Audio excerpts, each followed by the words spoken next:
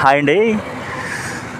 చూస్తున్నారా ఎద్దుల బండి డ్రైవింగ్? కారు, బస్సు, లారీ నడిపినంత ఈజీ కాదండి, చాలా కష్టం. ఎందుకంటే ఫిజికల్గా నేను చేశాను కనుక నాకు తెలుస్తుంది. చాలా కష్టం అండి నడపడం. వాళ్ళకి కోడ్ లాంగ్వేజ్ ఉంది. మన చిలక చౌదేశం వాళ్ళు ఎలా కోడ్ లాంగ్వేజ్తో చిలకని తీసుకొస్తారో అలాగే వీళ్ళు కూడా దీన్ని కూడా అలాగే డ్రైవ్ చేస్తున్నారు.